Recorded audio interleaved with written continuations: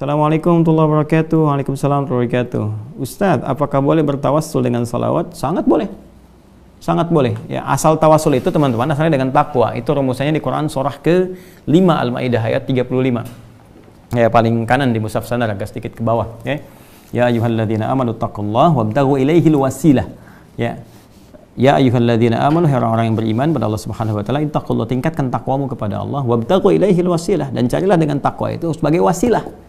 Wasilah di sini tawassul tawassalu itu mencari wasilah, ya, untuk bisa membawa wasilah itu dalam rangka memohon kepada Allah supaya Allah cepat mengabulkan apa yang kita inginkan. Nah, ternyata kata Al-Qur'an wasilah terbaik itu dengan menggunakan takwa. Ya, takwa itu bisa apa? Macam-macam. Bisa ibadah ritual, itu bagian dari takwa.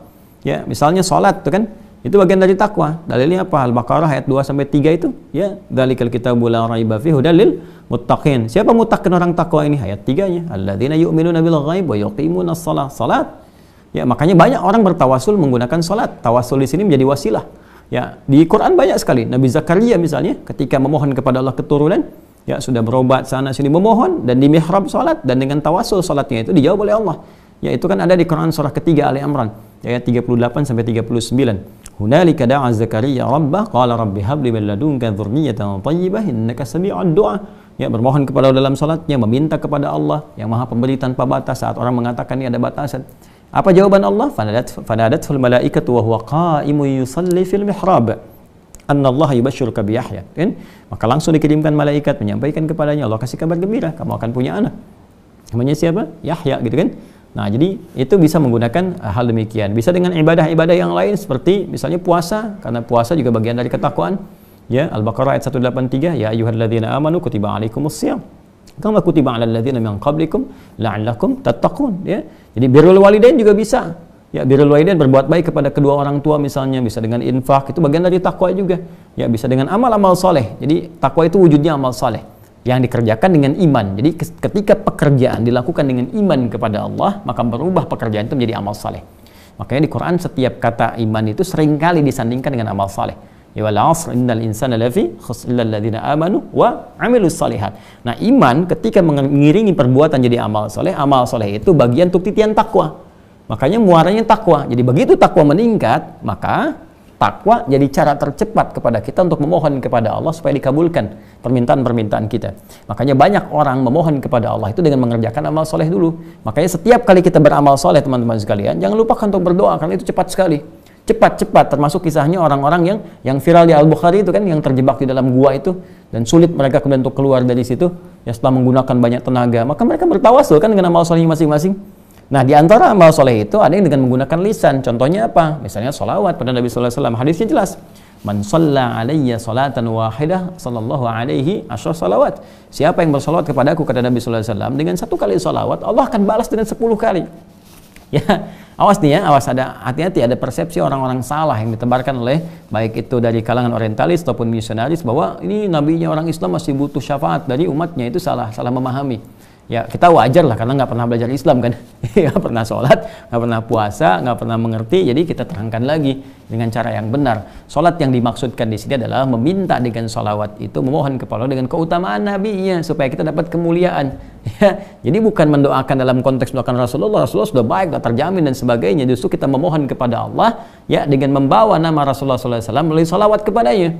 Ya, maka kata Nabi SAW itu akan balik 10 kebaikan. Jadi kita bersolawat kepada Nabi SAW, meminta, hakikatnya meminta kepada Allah supaya dengan solawat itu Allah berikan kemuliaan seperti Allah berikan kemuliaan atas nama Nabi Muhammad SAW.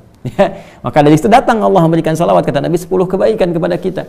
Dan solawatnya Allah kepada kita itu berupa apa? Bisa berupa pengabulan doa, bisa berupa rahmat, bisa berupa ampunan, ya, bisa kemudahan dalam mendapatkan solusi dalam kehidupan. Ya, itu misalnya di Quran surah ke-2 Al-Baqarah, ya, ayat 155 sampai 157 itu kan bagaimana mengatasi persoalan. 155 persoalannya, 156 kesabarannya, 157 salawat Allah kepada kita. Ya, walanabluwannakum bisyai'in minal khaufi wal ju'i wa naqsin minal amwali wal anfusi wath thamarat wa basyiris sabirin. Ya, dan setiap orang-orang yang hidup, kalian semua akan mendapatkan ujian untuk meningkatkan kualitas hidup kalian. bukan untuk menjadikan kehidupan kalian bermasalah, kata Allah. Ya, apa saja ujiannya itu, ada kekhawatiran, khauf, kita khawatir, gak enak, gak nyaman, macam-macam sifatnya ya. Wal ju', kadang-kadang lapar, kadang harta berkurang, wa naqsunul amwal wal anfus, ya. Kadang jiwa ada yang sakit bahkan meninggal, wa thamarat, ada hasil kerja keras kita diambil oleh orang lain, kita yang tender, mereka yang dapat proyeknya, kan? Wa basyiris sabirin, dan berikan kabar gembira pada orang sabar. Siapa orang sabar ini? Ayat 156. Alladzina idza asabathum musibah qalu inna lillahi wa inna ilaihi raji'un, yaitu orang-orang ketika diuji itu dia menyadari sepenuhnya, wah ini Allah yang telah tentukan, Allah ingin mengangkat derajat saya. Nah, jadi ini adab di Quran ya, kalau sedang punya ujian itu diuji langsung. Ya, cara pandangnya pakai iman dulu, kalau pakai akal capek nanti. Jadi biarkan iman membimbing akal kita untuk memahami sehingga datang hikmah. Maka ketika iman kita berbicara, iman kita memberikan bimbingan, maka spirit Quran akan datang. Kata Allah, setiap ujian itu pada hakikatnya didesain oleh Allah untuk meningkatkan kualitas kehidupan kita. Karena semua ujian itu, pemahamannya, itu tidak pernah datang kecuali untuk meningkatkan kualitas. Silahkan kalau nggak percaya, ya, kita kadang-kadang di satu sisi bisa memahami dengan mudah, tapi sisi lain terkait hidup kita sendiri, kok jadi susah gitu logika itu dipakai. Saya beri contoh begini, di sekolah kan ada ujian. Kita mengerti kan setiap kali ada ujian itu untuk meningkatkan kualitas ilmu kita. Makanya kita belajar kan, supaya terlihat ilmu kita itu meningkat. Kalau nggak belajar berarti nggak lulus. Ya, makanya kan kosa atau frame terkecilnya itu supaya lulus, supaya lulus. Lulus itu apa sih maksudnya? Ya, lulus itu kan peningkatan kualitas. Jadi lulus kualitas kita meningkat. Sehingga naik dari yang sebelumnya, kan? Dari SD ke SMP, SMP ke SMA. Ya hidup juga begitu, kan polanya sama saja. Diuji dengan persoalan supaya kualitas meningkat. Kualitas kesabaran, ketangguhan menghadapi sesuatu, ketangguhan merencanakan, ya, ketangguhan bersikap dan sebagainya. Nah, kalau lulus di situ nanti naik kelas. Naik menghadapi lebih besar lagi, maka diuji lagi sehingga matang keadaan hidup kita. Ketika semua ujian sudah dihadapi, maka kehidupan jadi ringan untuk dilakukan. Ya. Nangis itu wajar, air mata itu wajar. Nanti ketika semua air mata telah keluar, pada hakikatnya, pada akhirnya Anda akan menyikapi semua dengan bahagia karena sudah tidak ada air mata lagi yang akan keluar. Jadi kalau sudah terbiasa mengeluarkan air mata sehingga sampai kering, nggak ada air mata lagi yang akan dikeluarkan karena semua akan kebal dengan semua jenis ujian, ringan. Jadi hidupnya akan jadi menyenangkan saja kalau benar cara menghadapinya. Maka Al-Quran mengatakan, katakan pada dirimu, inna lillahi, semua itu punya Allah. Allah kasih ketentuan, la yukallifullahu nafsan illa wus'aha, nggak mungkin Allah uji di luar batas kemampuan, kan? Kemudian pasti ada solusinya, inna ma'al usri yusra, ini ringan, pasti akan selesai, kan? Maka ketika kita bersimpuh di hadapan Allah dan mengatakan semua Allah telah tetapkan, ya wa ilaihi raji'un, semua kembali kepada Allah termasuk solusinya. Lalu kita bersabar, lalu pelan-pelan kita atasi dengan ikhtiar. Maka orang seperti ini di ayat 157-nya, ulaika alaihim salawatun min rabbihim wa rahmah wa ulaika humul muhtadun. Ya, maka orang-orang ini ulaika alaihim salawatun min rabbihim. Orang-orang ini mendapat salawat dari Rabbnya, dari Allah Subhanahu wa taala. Nah, salawatnya apa yang dimaksudkan? Ya, satu, pahala-pahala ya dari kesabaran mereka. Yang kedua ampunan dari Allah ketika mereka memohon. Kan banyak orang diuji itu sering minta ampun kan. Ya, diuji sakit, sabar, ya Allah, ya Allah, ya Allah, turun ampunan, kan? Ya, terus dapat pahala banyak. Karena nggak sadar ketika diuji kan, coba loh. Kalau nggak ada ujian, kadang-kadang kan kita nggak bisa merasakan nikmatnya tahajud. Kemarin kemana aja? Nggak pernah tahajud, tiba-tiba pekerjaan dikasih sulit sedikit, mulai puasa, mulai baca Quran, kan? Mulai tahajud, gitu kan? Muncul kan hal semacam itu. Dan jawaban dari doa-doa dan diringankan persoalan kehidupan. Jadi itu salawat dari Allah.